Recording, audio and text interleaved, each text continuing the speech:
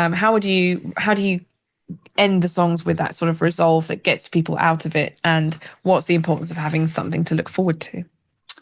Well, firstly, there are a number of our songs from the past and even a couple on the new album where there isn't necessarily a sense of resolution. We've been a lot more resolution based and solution based in the new album, where a number of the songs they have a real narrative arc. We talked about that you start off in a situation where there's a struggle, and then part two is beginning to overcome that, and part three is in a much more positive place of looking forward optimistically about that issue. There are still songs that don't necessarily resolve it, but the very practice of creating something out of a negative feeling, out of a destructive feeling, you create something, that is a positive thing to do. So just the notion of us, you write a song and then you sit back and you've recorded it, you think this is great, I feel really happy about what I've done, even though the song was written about something sad.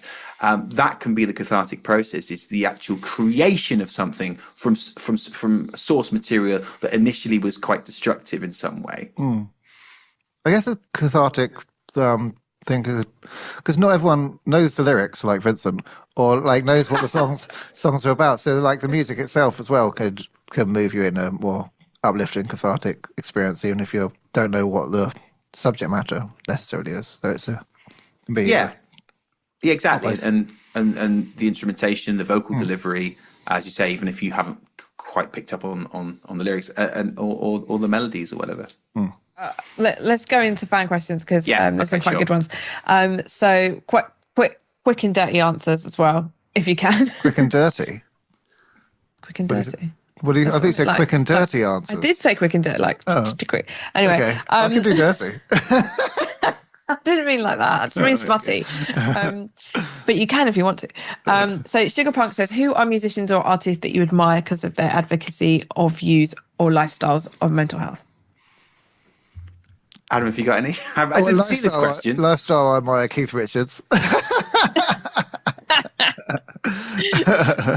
No, I mentioned him earlier, but Andrew WK is a really good one. One of his albums has even got like some little spoken word kind of sections between the tracks where he's doing this sort of positive messaging. And he did like a tour of like when it was just him doing speaking tour, and it's like a bit like talking about the sort of stuff we talk on here.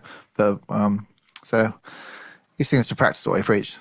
Is that videoed? Is that somewhere on? Probably find some on YouTube. Yeah. Cool. So there you go. Good. Ben, you got any? I admire Davey Havok a lot. I think he's always had a really good ethos when it came to music. And then when I finally got a chance to meet him, and he turned out to be such a brilliant, grounded and sort of level person, it really reflected that he's made some good choices over the years. That despite being in a rock band and all the kind of chaos that comes with that, he stayed very stable, and that reflects it in how he was around me, and he's really fit and he's really mentally well, and even actually helped me with some stuff after the tour. I was having a crisis and we had a bit of a chat about it, and he solved it for me. I was like, this is amazing. Davey Havok's now solving my problems. Thanks for watching that clip from Diamond Cast. If you enjoyed that, there's plenty more capers where that came from on our weekly show, which is every Sunday at 7 p.m. UK time.